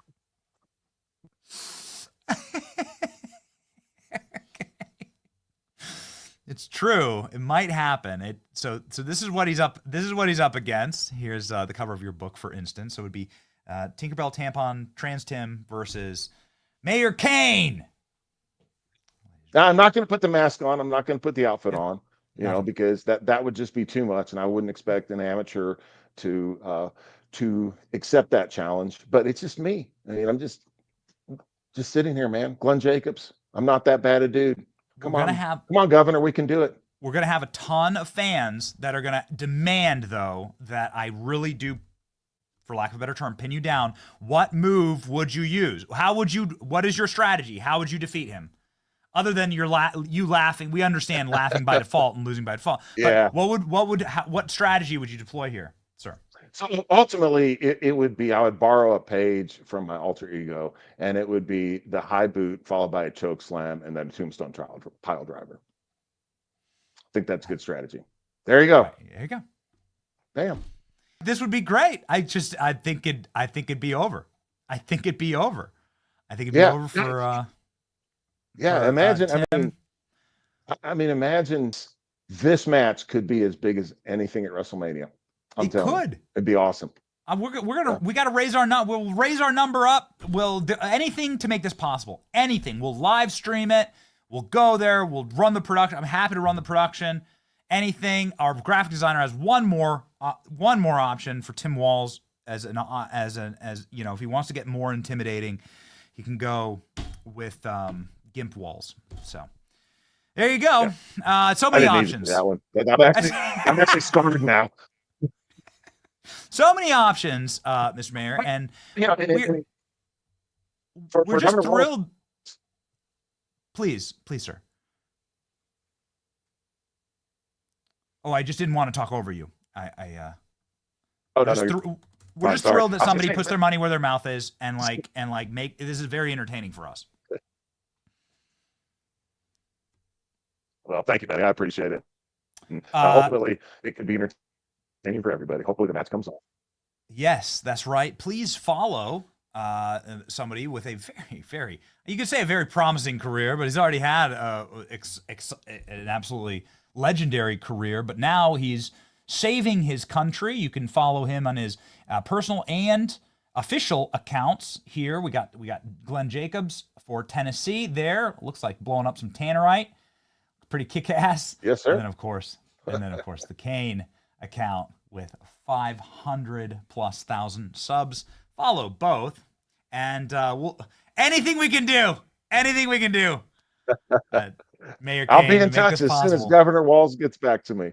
As soon as Governor Walz gets back to me. Okay, we'll do outfit design for him. Man, I can't believe it. I'm giving. There you go. I love it. It's turnkey. That's right. We thank you, sir. Please come back soon. Godspeed. Thank you so much. Appreciate it. Bye-bye.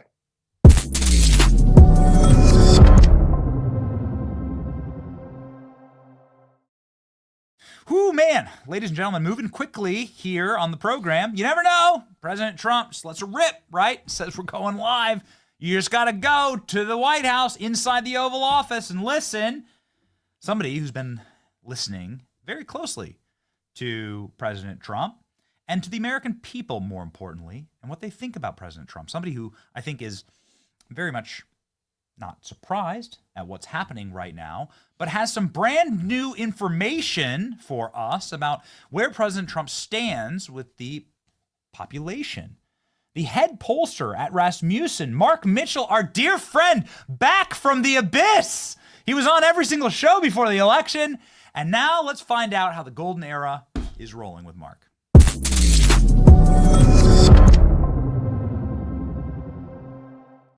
It's like driving an old Chevrolet, man. It's like driving an old Chevy truck, Mark. It's just so great to be back. Some of the guests that we had on before the election, it's like polling doesn't exactly comport itself to the intermediary times, right? When Biden's just kind of like roaming around the White House in a mustard-stained bathrobe. And so now we have 2 solid months of Trump administration. Where are we at, Mark? Well, there was a bit of a respite, I'll be honest with you, but here we are 2 months into Trump's second term, and there's already like psyops flying left and right. It's unbelievable. They gave him like about a month until they decided, well, it's time to start convincing the American public that all of a sudden, for the first time in 8 years, Donald Trump is massively unpopular. And I don't see it again. I mean, because everybody was polling like me about a month and a half ago, and I still show that Donald Trump has a 51% approval rating today. That's only down a couple of points from when he first came into office. And there's other pollsters like Emerson that show the same thing. Like, yeah, every president comes in, has a honeymoon, it fades a little bit, 3-4 points. But then you have Quinnipiac and Reuters out there who've shown that their approval's gone down like 15 points. And that's fake, I think. And of course, all the mainstream media is running with it. And it's because that's all they have. The Democrats have found themselves in a horrible catch-22. They can't decide whether they want to moderate or burn the country down. And so they're left with the media trying to run cover for them. It's really sick. So we don't care about them. I mean, it's been so awesome this last election cycle to establish relationships with people like yourself and Rasmussen, where we get the real numbers. And hot damn, man, were you right? You were right and everyone else was wrong. And you just like did 2 straight middle fingers to the rest of the polling industry and lit them on fire. And it was so awesome to see. And you were on this show so regularly, Mark, saying they're lying to you. Yeah. Trump +2, baby. That's what it was. That's right. And you've been you said it. You said it from 3,000 yards away. And you nailed that sucker, man. Right, dead bullseye. Well, they were trying to do a psyop then. You know, it was, listen, she has the DNC. This is our chance. We can puff her up. She's going to go into a debate, and we're just going to give her everything she had. You know, Reuters is going to come out and show her up +7, and that's the best we can give her. And it's her job to take it from there. And obviously it didn't work out for them. But our numbers were just flat the entire time, and it's basically the same thing now. Imagine thinking that Donald Trump's like gathered support for almost a decade now, and all of a sudden he's starting to give people what they want, and then they abandon him. It makes no sense. It makes no sense. So what do you say to these other pollsters? Are they just going to go until broke? I know that some pollsters are actually going out of business. Yeah, it's beautiful to watch. You know, we've had Ann Seltzer implode, 538, who kicked us out. It's no longer dead website. All of the poor people trying to get new jobs out there, new propaganda jobs. I mean, it's crazy. Quinnipiac folded. Everybody's consolidating. Here's another story you're not hearing about. A lot of these people aren't doing their own polling anymore. They're all referring it to Reuters and YouGov. And those are really small, incapable panels, in my opinion. So by 2028, there might not be very many real pollsters at all. It's like maybe us and a couple other people. And of course, nothing Morning Consult can do will kill them for some reason. But whatever. I mean, it's turns out that you can, like, 3 cycles of lying, I guess, is just one too many. So the American people are, they're at 50. So Trump's at 51%, according to Rasmussen. Yep. And yeah, we've had him at net +2 to net +4. I think he's going to be there because that's what his numbers were before the election. But the number I've been referring people to is right direction. We ask people every night, hey, is the country headed in the right direction? We actually hit 48%, which was a record for our polling for 19 years, the first time in all of our polling history where right direction exceeded wrong track. That was 2 or 3 weeks ago, and the number's still at 45% right now, which puts it at higher than any point in Obama's 2 terms. So people are really happy as measured by everything's getting cleaned up. And so all of the pearl clutching and chaos, you know, and war shipping and all of the Elon Musk virtue signaling about burning things down, it's not working. It's not going to work. So the right direction would be probably the brightest polling point for the president right now? Is that what you would say? 100%. Yeah, you throw the word Trump into a question and it automatically takes a 5-point hit. But again, 45% right track today, higher than 98% of all data points in our entire polling history. It's, wow. Yeah. We do on occasion, there comes across our feed, right, a Harry Enton clip on CNN, and he's gasping about how the American people actually really like what's going on in the country. And so you have the data to reflect that. It's not just CNN clickbait. Yeah, well, it turns out all the questions we asked help us understand the political context. That's one of the reasons that I wasn't that worried at the end of the day, showing that Donald Trump was going to win, because I knew this wasn't, again, about Trump versus Harris. This was about overreach of the federal government, the weaponization of the DOJ, the inflation situation, the way the middle class has been squeezed. We had questions backing all of that up.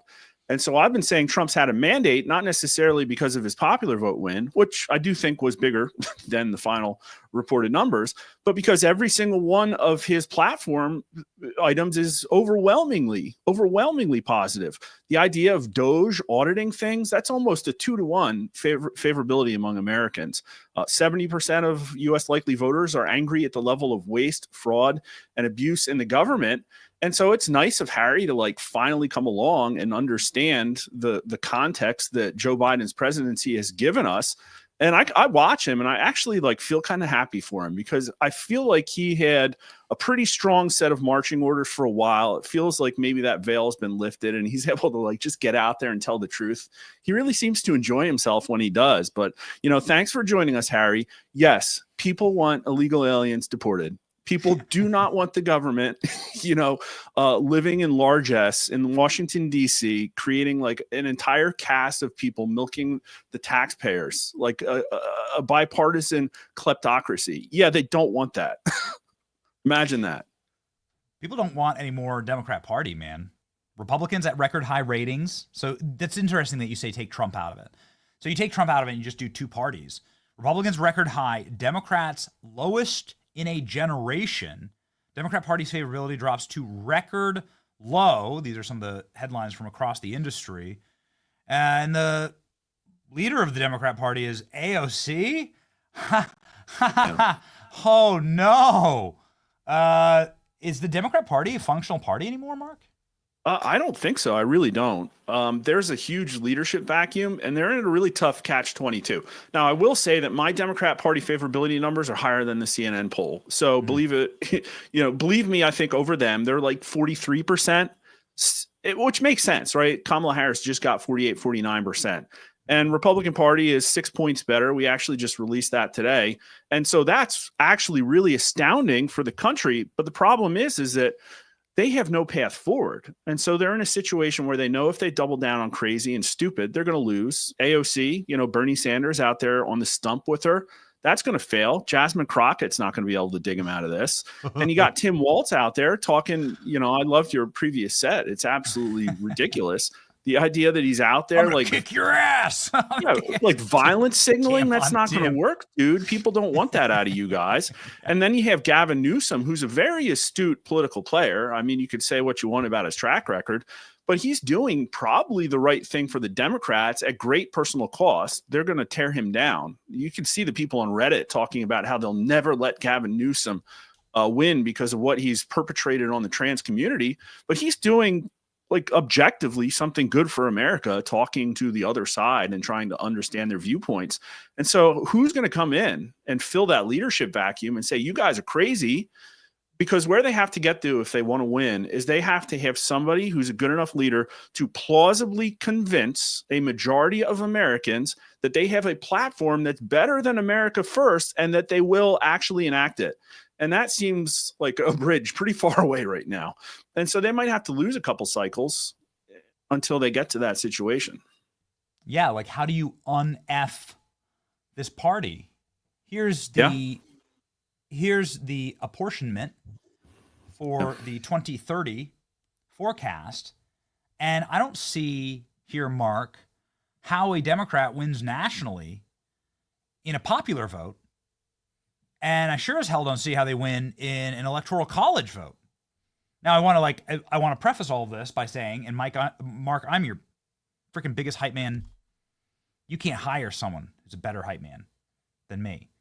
You came on this program and you made huge national news declaring that Donald Trump would win the popular vote. Bro, you said it in like April of last year. We're like marking the 1 year anniversary where you said this. I had my producers pull it up. Like you came on the program and you said it like a year ago. And everyone just torched you for that. And lo and behold, here we are with these maps saying Democrats may never win the popular vote again. What's your take on that? Well, we don't have to wait till 2030. I think we'll see how this is going to go in 2026. And ultimately, the big thing I'm looking at is, listen, 7 people left Act Blue. They're under multiple state investigations. They're under federal investigation, in my understanding.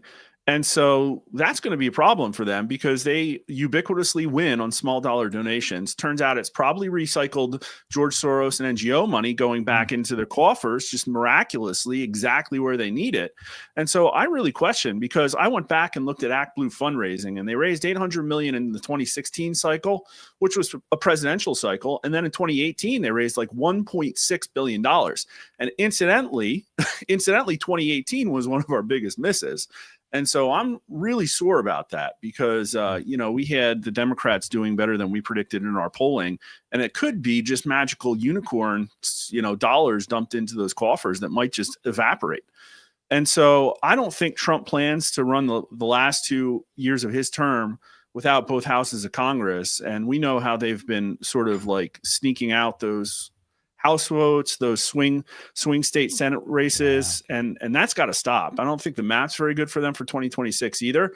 And what are they running on other than literally just burning the country to the ground? So you're obviously 26 and 28, massive, and 28. I want to talk to you about the landscape for a Republican, because clearly J.D. Vance is the number one most improved player, like MVP, like first, like rookie of the year, really. But before we get there, Mark, this map, dude, this is terrible. I mean, the future looks horrible if you are a Democrat, and this won't be long. Yeah. I mean, this is 2030, so this won't be a very long time before Florida and Texas become the dominant electoral vote centers of the country, effectively making the blue wall, as we know it, unnecessary for a Republican to win the presidency. Am I reading this map correct? I mean, do Democrats have a catastrophe, an electoral college apocalypse that they're staring down? No, I think that's really fair. They wouldn't be importing millions of people a year if they weren't in this situation, for sure. They got to a situation where their values don't reflect the American people, and you have to do something. And so that's what they picked. They picked that and oppression. And those obviously didn't play too well. And I think things are probably worse than this map says, because listen, there's a lot of people here that vote in federal elections that shouldn't be, that probably might self-deport between now and 2030. Now, I know that the Republicans are somewhat against this, but I'll tell you what, every time we've polled on E-Verify, voters overwhelmingly love it and want it implemented. And that's something that the Republican Congress could do today. I know there'd be some special interests against it, but I think this map would look even better for Republicans if we could get things like that into place. And so also, I think maybe, depending on who puts together this 2030 census, might be a little bit different than 2020, because I know there were some things in there that Trump would have liked to have seen that got stripped out. And, when you talk about maybe 10, 15, 20 million illegal aliens here, shifting these numbers one way or the other, that all has to get fixed. Yes. So without the criminal aliens and without criminal alien votes and apportionment, and the census didn't ask your nation of origin or citizenship status, which is crazy, which is criminal, Mark. Yeah. But without that, I mean, what would the map look like? Better than this. Yeah. Okay. All right. Yeah. So J.D. Vance coming through in recent polling. Let's check. Whose poll is this? Is this just the political polls? Okay. All right. Well, Echelon. All right. Yeah, they're not bad. 450. Well, what? 450 live voters. J.D. Vance, though, coming out as a dominant, in charge, in control 2028 primary. You see these numbers? No, I didn't. They make total sense. We haven't run a 2028 for Republicans yet. We're in the field right now for Democrats, and I think we're going to see the exact same thing other people have seen, which is once a person gets into office and is a name and a face on a national stage, there's this level of name recognition that just can't be bought with a campaign. So Kamala Harris is still the Democrat frontrunner by far. Well, I don't think she wants it. I don't think she's going to go back and do it. But she has similar numbers. Yeah, okay, there it is. I've seen higher. I've seen 45, 50, 60 even, depending on the pollster. And Buttigieg with 10% echelon, I don't know. I'm scratching my head on that one. But let it happen. Yeah, please let it be Buttigieg, Tampon Tim. I'd do anything. I'll campaign for him, Yeah, I'm wondering where they must have pulled heavy in Indiana on this one. But yeah, J.D. Vance is the person. He's the front runner by far, even without me going into the field. And it makes sense. He's an extension of the MAGA platform. I'm surprised to see Rubio, down there in Cruz territory, but maybe it's early. People haven't had a chance to figure out where he lies. Yeah, this makes sense. Final question for you, Mark. Elon Musk, obviously, without question, the most controversial member of the administration. Doge doesn't ever get a good news day in the corporate press, at least. They do around here. What do people say about Doge and cutting waste, fraud, and abuse? I mean, that's a psychological op for sure, because right now, Elon Musk has a higher favorability rating than the Democrat Party by all measures. we actually had Doge outperforming Trump with a plus 11 net favorability rating. Wow. And Elon Musk was only a point or two behind Trump, but that slipped a few points since they started torching dealerships. But who knows? Maybe the Dolphins coming to meet his spaceship as it came in, maybe that'll give him a bump. It doesn't matter. Trump's not going to care that Elon Musk has a 47 versus a 51% favorability rating. And Elon Musk isn't going to stop because he thinks this is existential. So this comes back to the Democrats. Like, how high are you going to escalate things? Are you going to take this national Tesla ownership database and turn it into an enemies list? Are you going to literally call for violence? And I think there's a lot of them who might actually do it. So that's one of the things we're trying to get at, I think, this year is unpacking, how angry are voters going to get at the level of fraud? Because what we uncovered, I think you and me could say just in the first 2 weeks of January, hasn't been socialized to the vast majority of people in this country. And it's all kind of like gone away a little bit. People aren't focusing on the fact that, they're probably stealing between $500 billion and $1 trillion a year. So I want to see the voters come to terms with that and what that does with people's opinion. And I want to see how far the Democrats are going to push crazy, because right now, like, Reddit's a pretty sick place and they have a choice. They could, lick their wounds, try and find a new leadership and moderate and hopefully eventually earn voters on the merits. Or, like somebody said on my Twitter feed, they're basically bleeding Kansas right now with Tesla dealerships. They're acting like the Confederates did before the Civil War. Yeah. Hot damn. That's exactly right. I think that's the direction that the party's headed. We'll see. Democrats always very on the losing end of civil wars. And who's going to pick the crops? Always a big question for Democrats. They're always excited to bring that one up. Ladies and gentlemen, who's going to pick your polls? It should be Mark Mitchell at Rasmussen, the most accurate pollster in America. Go follow Mark. Mark's on his way to 100,000 subs. Yeah. And we say Godspeed and welcome back, man. Welcome back. This is going to be a wild ride. Yeah, we stream 3 nights a week now, 9:00. So hope to see people there tonight. All right. Well, have a good one, Mark. Godspeed, man. Have a great weekend. Yeah, you too, Benny. Thanks.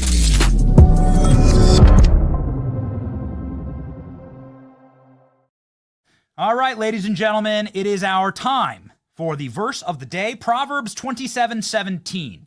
As iron sharpens iron, so does a friend sharpen a friend. Thank you for being a friend to this show. We cannot tell you how much we appreciate you. The fastest growing streaming show in all of America. And more importantly, your front seat to the golden era. It's your boy Benny. See ya. Well, this is my stuff. I hope you enjoy the hat. Oh,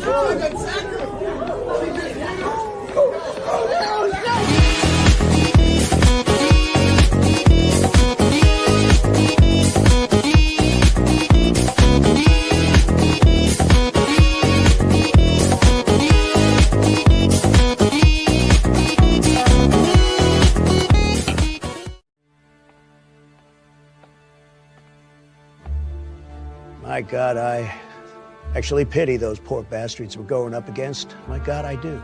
We're not going to just meme those globalists. We're going to meme them till they cry and use their tears to grease the treads of our takes.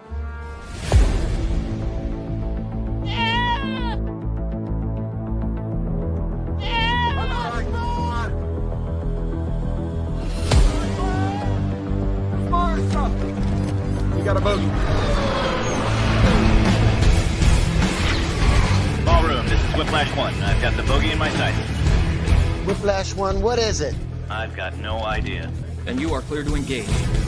Hit it.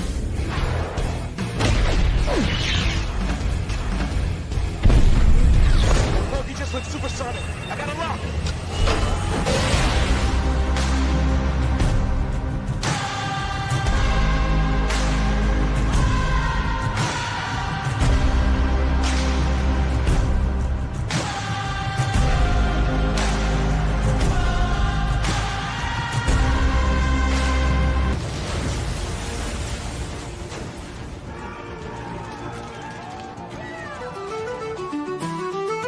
The biggest ships in the sea, all owned by the oldest kings, and their dying legacy, media deal weeds. Soon will the penny show come to mind. The salt from lives for fun. Leave the gold and bring the gun. We sail for number one.